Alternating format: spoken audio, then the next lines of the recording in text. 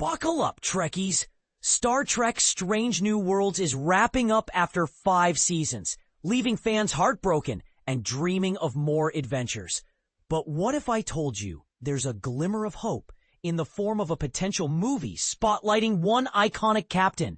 Dive into the details, and you'll see why this show's end feels both inevitable and tantalizingly unfinished. First off, let's break this down for anyone just tuning in. Star Trek Strange New Worlds is set to conclude its epic run with 5 seasons and a total of 50 episodes. While diehard fans might be bummed that it won't keep going forever, this 5-season arc actually aligns brilliantly with the Star Trek universe's lore. Think about it. The Federation starships are famously designed for 5-year missions. After that, crews typically rotate out, taking on new assignments aboard different vessels. It's a clever callback to the original series spirit, making this endpoint feel authentic rather than arbitrary. But here's where it gets fascinating. Strange New Worlds serves as a prequel to the classic 1960s Star Trek show, unfolding just a few years before the events we know and love. The action takes place on the same USS Enterprise, with many overlapping characters. This means the series timeline is on a collision course with the original show. As it progresses, it would start mirroring the familiar stories. 5 years was always the sweet spot to avoid retreading old ground. For beginners, imagine it like a prequel movie that sets up the big sequel. Once you get too close to the known plot, the magic fades. Still, the hunger for more persists. Fans are whispering about a follow-up film that could extend the Strange New Worlds saga. After all, this is one of the standout Star Trek series in recent years, praised for its fresh takes on sci-fi exploration and character-driven stories. Why not cap it off with an extra-long finale on the big screen?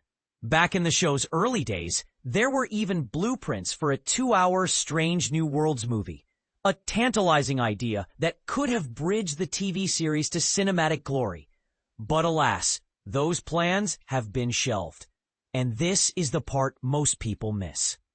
The showrunners themselves have spilled the beans on what such a film might entail, but they're torn about whether it's even worth pursuing.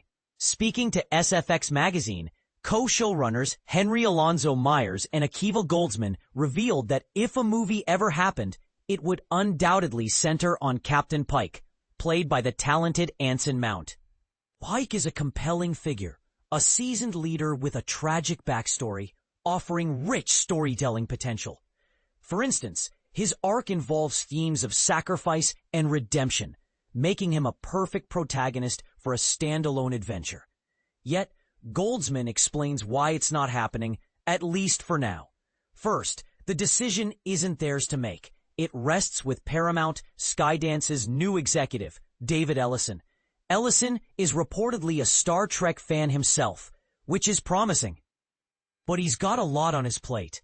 As Goldsman puts it, Ellison gets pitched countless ideas, maybe even some wild ones like mine.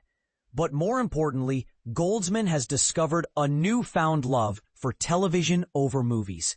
Known for blockbuster scripts like Batman Robin and the Oscar-winning A Beautiful Mind, he's now drawn to TV's flexibility.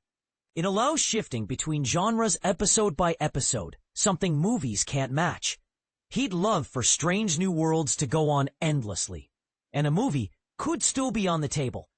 As he quipped, that won't happen. But by the way, if someone wants to throw movie money at us, we're not going to argue, are we, Henry? Myers agrees wholeheartedly. No, he exclaimed, before adding that any film would likely focus on Captain Pike, the character everyone seems to crave. But here's the twist. The beauty of television, Myers notes, is exploring the entire ensemble. Each episode can spotlight different crew members, from Spock's logical dilemmas to Uhura's linguistic prowess, creating a web of interconnected stories. Movies, by contrast, often zero in on a single hero, which feels like a downgrade. They adore Pike and could craft a thrilling tale around him, but the team prefers the breadth television offers. It's a fascinating dilemma. Do they want to limit their creative playground? In the end, Goldsman sums it up with a defiant optimism. We're just going to keep making them until they stop us. We will boldly go until they tell us to boldly sit down. So while a movie might sound appealing, the showrunners seem content with what they've built. But here's where it gets controversial. Is settling for an ensemble TV show really better than a blockbuster film starring Captain Pike?